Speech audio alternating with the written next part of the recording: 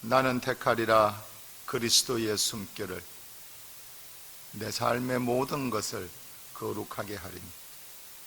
나는 택하리라 그리스도의 살을, 죄악의 더러움과 부패를 뛰어넘게 해주시리니. 나는 택하리라 그리스도의 피를, 나의 심장과 핏줄을 따라 고동치는 환희를 얻으리니.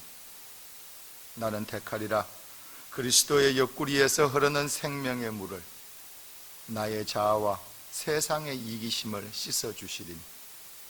나는 택하리라 그리스도의 고통을, 내 헛된 밤들과 헛된 슬픔을 새로운 의미로 충만케 하리니. 그리하여 나의 고통을 통해 사랑을 잉태케 하리니.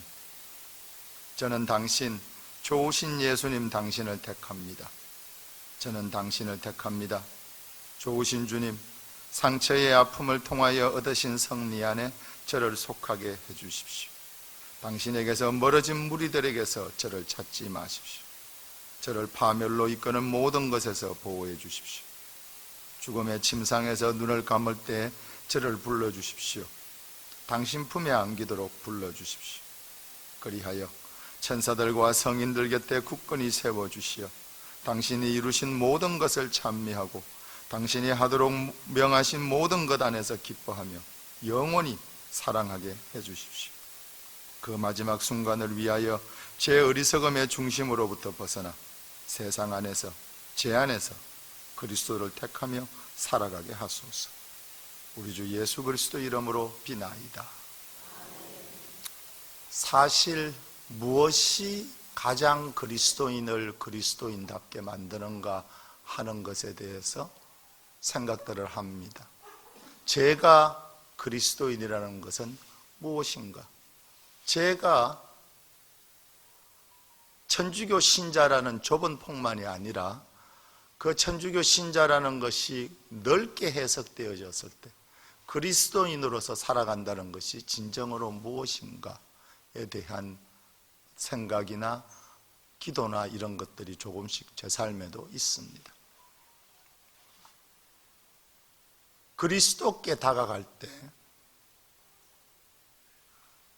대부분의 우리는 좀 스트레스를 받습니다. 이게 왜냐하면 그리스도 딱 얘기를 듣는 순간에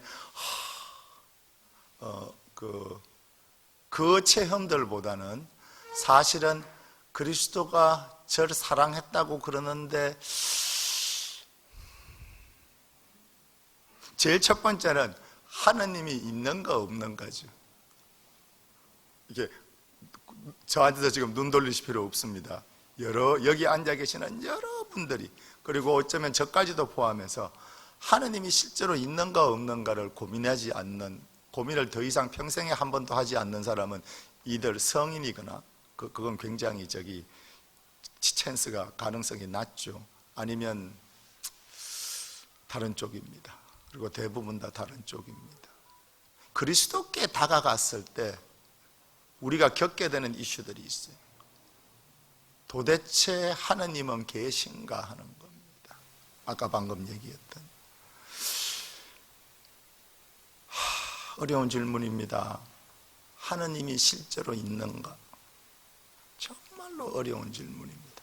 이 질문에 가볍게 대답하는 사람은 글쎄요, 저는 이렇게 봅니다. 둘 중에 하나입니다. 둘 중에 하나. 사실 셋 중에 하나지. 하나는 정말로 하느님에 대한 체험이 깊어서, 근데 그런 사람들도 인생에 하느님을 의심하게 되는 순간들은 분명히 찾아옵니다. 그게 없으면, 그 고통이 주어지지 않으면 그 사람 그리스도인의 삶이 좀 이상한 겁니다. 그 아주 작은 그룹이 있습니다. 반대쪽에는 그냥 입에 담는 겁니다. 참 많이 만났어요. 저도 그 입에 하느님이 존재하신다는 걸 그렇게 입에 담기를 즐기는 사람들. 저는 지금도 그 얘기 하려면 군기를 좀 빡 넣고 시작을 해야 되는데 너무나 자연스럽게 내가 이렇게 쳐다볼 수밖에 없게 만든 사람들, 대부분 다 지나보니까 사기꾼들이더라고. 그냥 그 중에 신자도 많았고 천주교 신자들도 그냥 하는 소리입니다. 그냥 하는 소리. 대부분의 이제 또 하느님이 계신다라고 자신 있게 얘기할 수 있는 중간 그룹 대부분의 사람들은 뭔가 하면 착한 여러분과 절 겁니다. 믿으려고 노력하는. 하루에도 12번 하느님이 있는지 없는지 모르겠는데 뭐를 없다고 그러면 너무 속이 상하고 그러면 내가 살 수가 없으니까 실제로 저는 하느님이 안 계시면 뭘 해야 될지 모르겠어요. 그러니까 그건 제가 특별해서가 아니라 제 삶의 상당 부분이 그쪽으로 향해 있어서 그럴 수도 있고 어쨌든지 간에 내가 하느님을 믿고 힘을 내기 위해서 나쁜 뜻이 아니라 다른 사람을 속이거나 내가 잘난 척하거나 이러기 위해서가 아니라 실제로 내가 하루를 살기 위해서 내 삶을 살기 위해서 하느님이 있다라고 대답을 하는 겁니다. 그 신앙을 고백함으로써 그렇게 되면 신앙을 고백하는 건데 신앙을 고백함으로써 내가 다시 희망을 얻기를 바라는 내가 이 신앙을 고백함으로써 하느님께 0.1mm라도 더 다가가거나 아니면 하느님께서 성큼 한 발자국 내게 더 다가오시기를 기대하는 그 마음 그 좋고 희망을 품은 마음 때문에 그렇게 얘기를 합니다. 하지만 그 질문 자체는 하느님이 계신가 하는 것은 따라서 인류 모두에게 정말로 대단한 질문입니다. 누구도 피해갈 수 없는 로마에서 농담으로 하는 얘기인데 가가린이 소련 사람이죠. 우주에 처음 나갔습니다. 우주에 처음 나간 사람이 암스트롱이 아니란 건 아시죠? 달에 처음 디딘 사람이지. 가가린이 우주에 나갔을 때 돌아왔을 때 이거 농담입니다. 소련 서기장이 불렀대요. 공산당 서기장이. 야, 나가보니까 진짜로 하느님이 있더냐? 그러니까 가가린이, 이건 농담입니다. 그렇게, 있다고. 우주에서 보면 하느님이 보인다고. 그러니까, 에이씨, 이럴 줄 알았어. 씨. 하지만 너 밖에 나가고 하느님 있다고 그러면 너 죽어.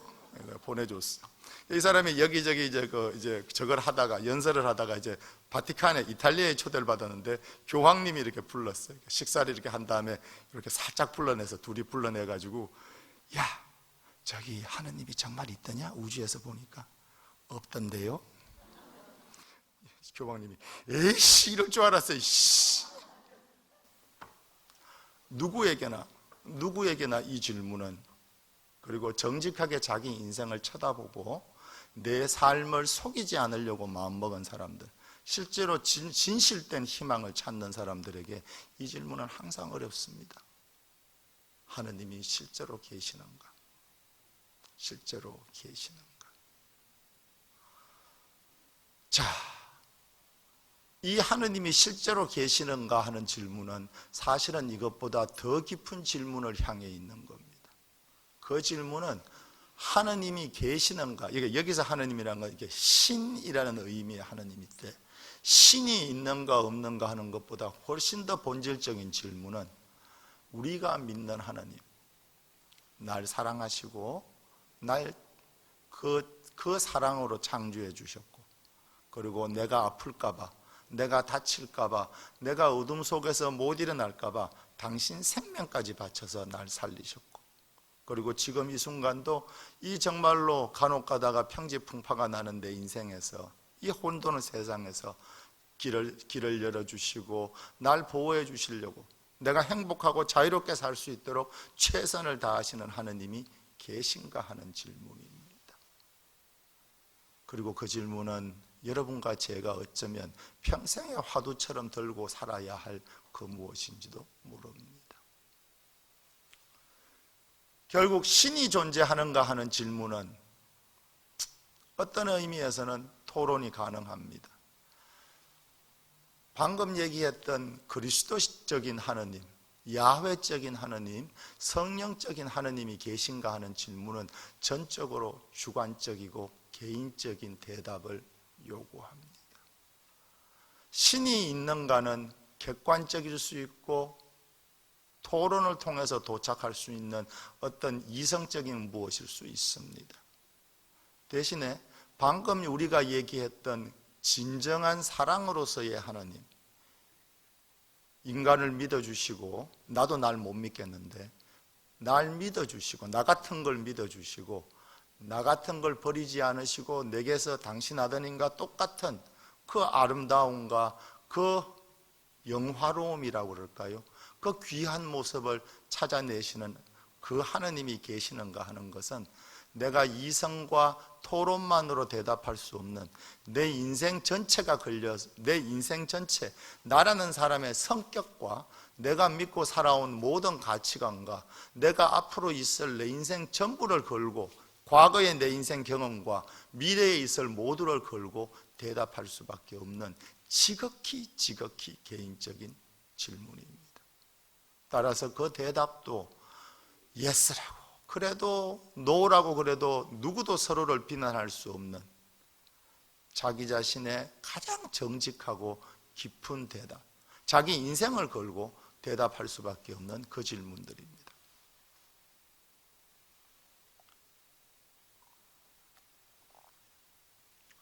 이렇게 흉측하고 무시무시한 질문을 우리에게 던져주신 하나님, 그 개인적인 대답, 아까 얘기했던 그런 하나님이 계신가에 대한 그 개인적인 대답은 인간, 우리 자신의 한 사람 한 사람이 개인적인 삶을 걸고 대답할 수밖에 없습니다.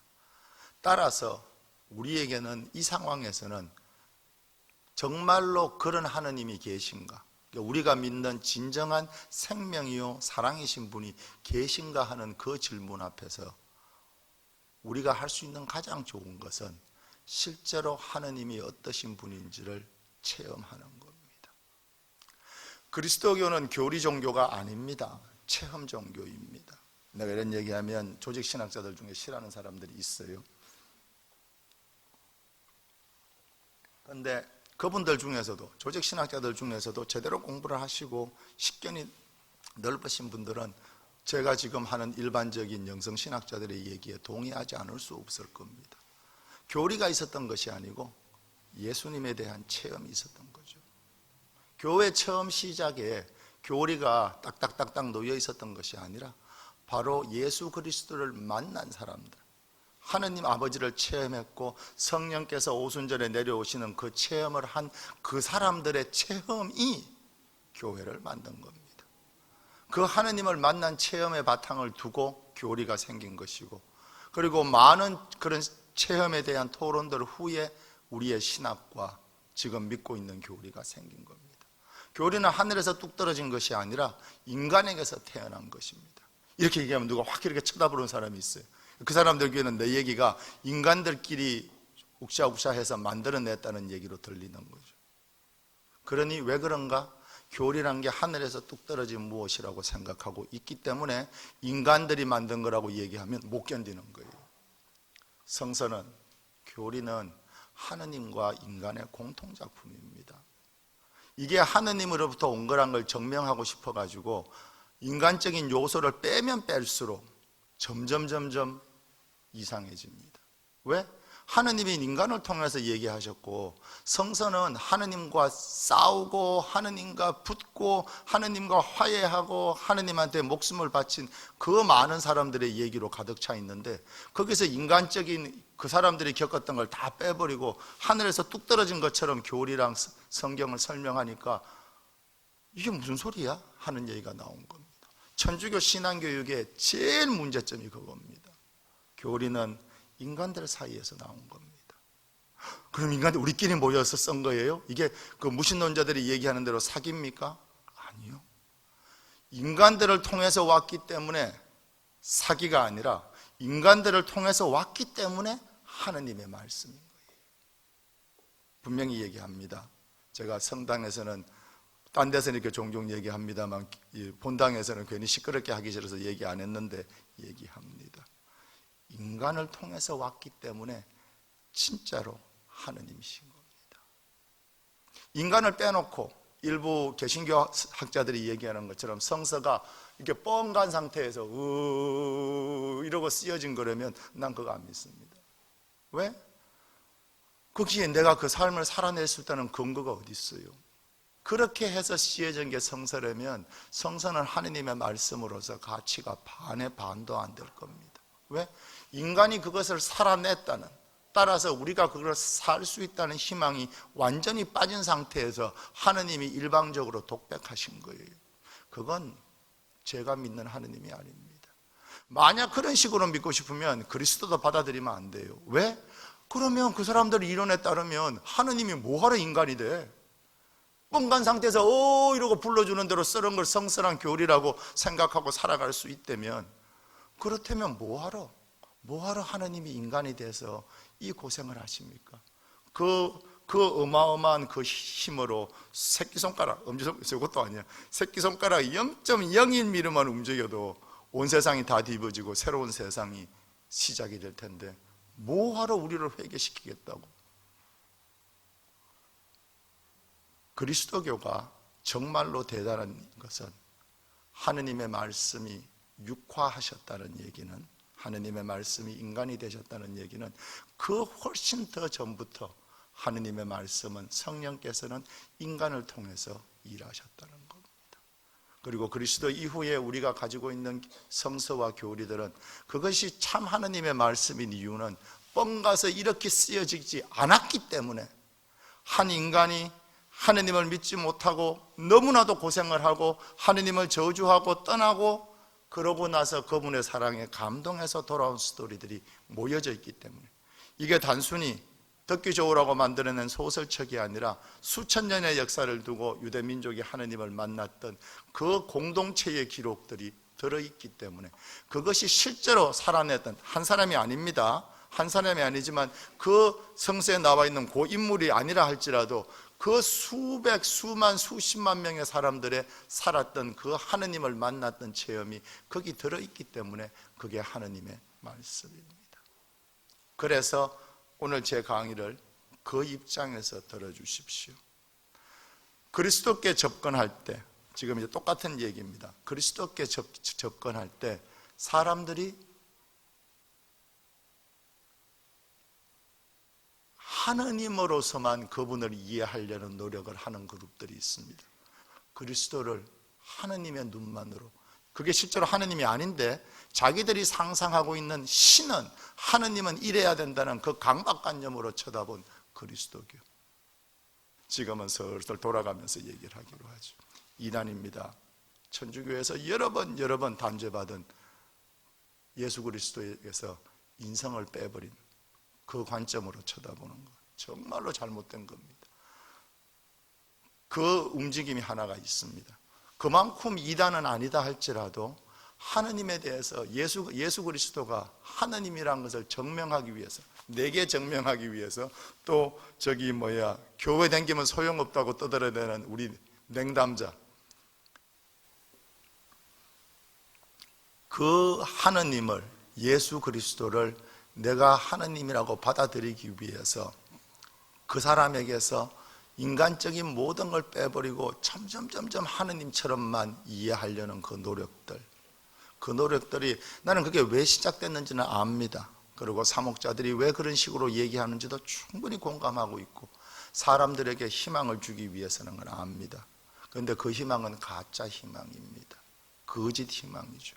왠가 그리스도께서 참 인간이셨다는 걸 전혀 이해하지 못하면, 그러면 아까 전에 얘기한 것처럼 일반 몇몇 개신교 목회자들이나 신학자들이 얘기하는 것처럼 뻥가서 이렇게 쓰여졌기 때문에 성서가 하느님의 말씀이라고 얘기하는 그 유치하고 하느님 사랑의 뜻과는 관계없는 어떤 결론에 도달하게 됩니다.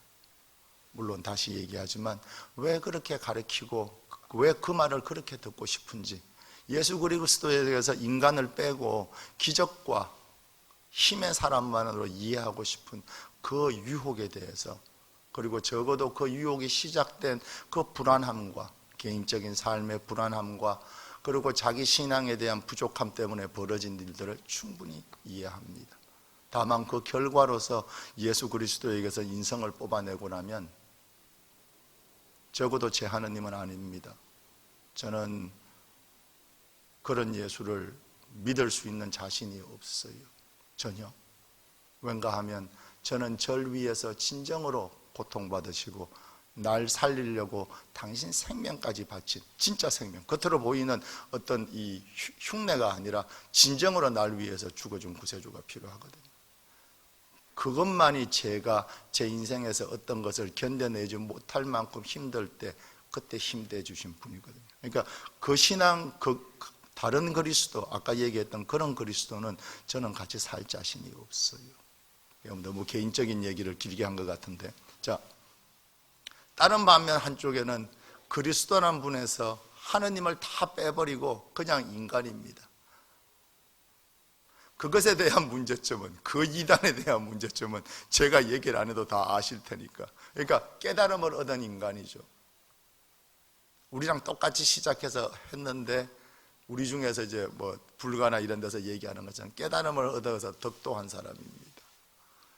나쁘지 않습니다. 왜냐하면 모든 인간은 그 덕도의 길을 가야 되니까. 근데 그쪽 얘기의 문제점은 예수 그리스도께서, 아니 양쪽 다 문제점은 뭔가 하면, 그리스도께서 하느님이시면 하느님이시기 위해서 인간이 아닌 것처럼 해야 하고, 어느 한쪽에서는 예수 그리스도께서 우리랑 똑같았다는 것을 증명하기 위해서 인간이기만 해야 되는 것의 문제점입니다. 그래서 저는 뭐 별로 그렇게 깊이 있게 공부를 못 해봤습니다만, 그리고 제가 저를 눈뜨게 해주신, 제 삶의 빛을 주신 가르침들은 오히려 양쪽을 다 포함한 겁니다. 정확하게 얘기하면 너무나도 인간적이셨기 때문에 그분이 하느님이신 겁니다. 다시 얘기하면 하느님이 가장 하느님일 수 있는 방법, 하느님께서 가장 하느님다우실 수 있었던 구원의 방법은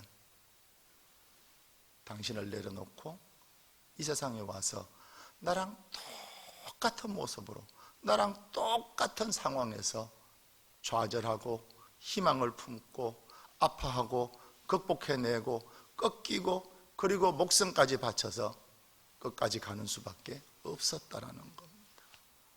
인간이신 하느님이, 결국 제가 얘기하고 싶은 얘기는, 인간이신 하느님이 당신의 하느님다움을 가장 잘 드러내신다는 겁니다. 물론 이것에 대해서는 여러 가지 신학적인 견해들이, 다른 견해들이 있을 수 있습니다. 하지만 이것이 천주교가 가지고 있는, 그리고 2000년 동안 온갖 희생을 다 치르면서 간직해온 우리 교리의 핵심입니다. 인간이 되신 하느님이 가장 하느님다우시다는 것. 하느님께서 인간을 구원하실 수 있는 가장 그분다운 방법이 바로 인간이 되어 주신 거란 겁니다. 그래서 제가 여러분들께 얘기 드리고 싶은 교회의 정통 그리스도로는 바로 그분께서 하느님이요 인간으로서의 갈라진 모습이 아니라 바로 하느님다움을 가장 잘 드러내신, 하느님이 인간에게 줄 수 있는 가장 큰 사랑을 드러내신, 가장 하느님답게 인간을 구원해 줄 수 있는 그 구원자 하느님의 모습이 바로 가장 인간이라는 것. 그래서 오늘 그 관점에서 제가 지금부터 드리는 그리스도의 얘기를 들어주시기 바랍니다. 제가 클래스 가르칠 때, 대학교에서 가르칠 때, 미국 애들한테 한자로 맨날 클래스 시작할 때 학기 초에 가르칩니다. 온고지신이라고 씁니다. 옛것을 간직하고, 온이죠. 지신, 새로운 것을 알고. 온고지신의 진짜 의미는 옛것을 간직하고 새로운 것을 개발한다가 아닙니다. 그것은 직역적인 표현이고, 실제 의미는 옛것을 지금에 맞게 드러내는 겁니다. 하느님의 영이, 하느님께서 항상 젊으신 분이라면, 그렇다면 그 하느님의 영은 매 순간 매 시기에, 나는 더 이상 젊어질 수 없지만 그분은 생명의 주인이시기 때문에 항상 젊으십니다. 그 당신의 젊음, 그 생명을 통해서 매 순간 새로운 당신의 사랑의 모습을 드러내십니다. 그것 때문에 교회가 발전하고 있고, 그것 때문에 인간이 희망을 걸 수 있다는 얘기입니다. 정말 그리스도는 어떤 모습인가 하는 것입니다. 근데 그 얘기를 하기 위해서 제가 말씀드린 대로 제가 말씀드리고 싶은 교회의 정통 그리스도로는 하느님께서 가장 하느님적인 방법이, 가장 하느님적인 방법으로 인간을 구원할 수 있는 모습이 바로 완전한 인간이 되는 거라고 제가 말씀드렸습니다. 그 얘기는 우리가 보고 있는 찾는 그리스도는 신성을 가지고 하느님의 신성을 얘기하고 하느님의 인성만 떼어내서 그분의 인성만 얘기하는 것이 아니라 인성과 신성이 완전히 하나 된, 여기서 또 이러면 또 조직신화들 중에 신성과 인성은 분명히 따로 존재하고 복잡해집니다. 다 동의합니다. 교회의 가르침인데 왜 동의 안 하겠어? 하지만 인간의 체험 속에서 그분의 체험은 하나입니다. 자주 이런 강론들 듣습니다. 하느님의 뜻은, 인간의 뜻은 예수 그리스도가 안 죽고 싶었었는데 하느님의 뜻에 따라서 순명했다고. 맞습니다. 하지만 그것도 한 가지 설명의 방법일 뿐입니다. 고통 겪으신 예수 그리스도, 당신 앞에 고통 겪으신 그 인간 예수 그리스도의 고통은 하느님이 겪으실 수 있는 가장 하느님적인 방법입니다. 만약에 그리스도께서 고통 겪으신 그 모습 앞에서 인간으로서 고통 겪고 아버지의 뜻으로부터 돌아서고 싶은 인간의 모습만을 봤다면, 그리고 그게 실제로 강론의 핵심이었다면 크게 잘못된 가르침입니다. 좀 이따 얘기 드려야겠지만 그 밤에 울었던 하는 예수 그리스도는, 그 밤에 울었던 그 골고다 언덕 겟세마니에서 울었던 인간 예수는 바로 하느님의 눈물입니다. 당신께 세상에 구원하러 왔는데 당신을 그 자리에 밀어 넣어버린 그 세상에 대한 분노와 아버지께 버림받았다는 우리 모든 인간이 그 상황에서 가질 수 있는 그것을 느끼셨던 인간인 예수 그리스도의 눈물이 아니라 인간이시요 하느님이신 예수 그리스도의 눈물입니다. 이 하나이신 하느님을 보기 위해서, 예수 그리스도를 보기 위해서 간단하게 테스트 하나 합시다. 지금부터 제가 하는 질문에 1초도 걸리지 말고 대답하셔요. 내가 이렇게 물어보면 툭 대답하시라는 얘기입니다. 하느님 아버지 노인이십니까? 청년입니까? 수염 허였습니까? 검었습니까? 양복 입고 있습니까? 아니면 그 영화에 나오는 침대 같은 거 둘둘둘둘 감고 있어요? 하늘나라에 계셔요? 땅에 계셔요? 구름 위에 계셔요? 아니면 땅 속에 계셔요? 신발 신고 계셔요? 안 계셔요? 여기서는 갈리더라 대답이. 이거 조금 더 한 걸음 더 나가야 돼. 구두 신으셨어요? 아니면 샌들 신으셨어요? 그렇지. 이게 솔직히 얘기하자고 이게 대부분의 천주교 신자들이 가지고 있는, 적어도 우리 속에 일부분 있는 하나님 이미지예요. 그리고 이 이미지는 전혀 나쁘지 않습니다. 특히 내가 힘들 때나 이럴 때, 어렸을 때 인자한 아버지 모습을, 할아버지 모습을 내게 보여준다는 의미에서 이 하느님 모습, 하느님 이미지는 너무 좋습니다. 문제는 내가 인생을 살아가면서 이 하느님 이미지가 더 이상 내게 도움이 안 되는 상황에 직면한다는 겁니다. 때로는 도움 됩니다. 나이 들어서도. 그런데 우리 애가 아파요. 내가 이 애가, 그 어린애가 불치병에 걸려서 우리 손녀가, 우리 딸이 얘를 낫게 해달라고 그렇게 빌었는데 아이의 건강은, 이 죄도 없을 아이의 건강은 점점 나빠집니다. 그 순간에 수염 허옇게 기르고 인자하신 표정으로 날 쳐다보고 계시지만 그 모습이 얼마만큼 내가 이 시련을, 희망을 가지고 이겨나갈 수 있게 하는지, 결국 살아계신 하느님의 살아계신 힘을 내게 보여줄 수 있는가 하는 겁니다. 다시 얘기하지만 인자하신 할아버지로서의 하느님 아버지 모습은 전혀 문제가 없습니다. 너무나 좋은 이미지입니다. 문제는 그 이미지가 내게 주고 있는 힘이 점점 사라지는 경우들이 많다는 겁니다. 내가 평생 일해가지고 특별히 내가 좋은 일도 해본 건 없지만 내가 고생해가지고 마켓 하나 간신히 세워서 이제 조금 밥 먹고 살게 됐어요. 근데 갑자기 저 건너편에 공사하더니만 하더니만 반스, 그것도 그냥 반스도 아니고 반스 파빌리온이 들어온대. 이거 실화입니다. 이거 전부 다 실화예요. 교포생활 오래 한 사람들, 옛날부터 생활했던 사람들은 정말 이거 다 지나갔어. 평생 고생해갖고 그거 세워놨더니 반스도 아니고 랩스도 아니고 알버슨도 아니고 파빌리온이 들어왔어. 거기 어딘가 뭐 오렌지 카운티에 저기 어딥니까? 그 브루클스트랑 어디죠? 카텔라 있는데 거기입니다. 그 제가 알던 분이 거기서 장사를 오래 했었거든요. 내가 손에 지문이 닳도록 기도하면 파빌리온이 망하겠어요? 내가 거기 천주교 신자인데 불나게 해달라고 기도할 수는 없잖아. 그러니까 어떻게든지 간에 날 살려달라고 내가 손에 지문 닳도록 기도하면 정말로 내 마켓이 살아남겠어요? 그 집은 망했습니다.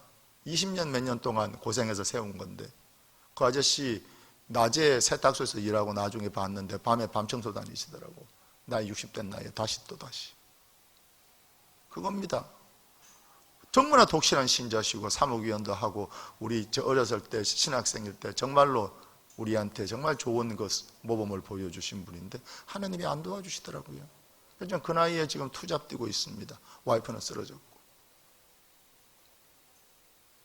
지금 이 순간에 그 수염 허연 인자하신 아버지가, 할아버지가 내게 얼마만큼 삶의 희망을 보여줄 수 있느냐에 대한 것이 오늘의 얘기입니다. 다시 얘기하지만 그 이미지의 문제가 아니고 그 이미지를 통해서 내게 올 하느님의 힘, 교회가 성령이라고 부르는 그 생명과 사랑의 힘이 그 이미지를 통해서 내게 잘 전해지지 않는다라는 겁니다. 똑같은 문제가 그리스도의 이미지에도 등장합니다. 왜냐하면 하느님의 이미지를, 내가 하느님의 이 이미지를, 하느님 상을, 그분의 인상을 내가 어떻게 갖고 있냐가 우리 천주교 신자들한테는 너무나도 중요한 문제입니다.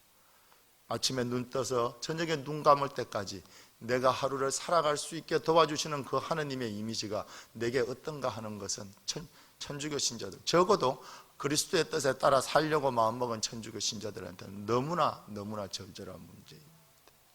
따라서 아까 제가 말씀드린 하느님이기만 한 예수 그리스도, 인간이기만 한 예수 그리스도의 모습이 아닌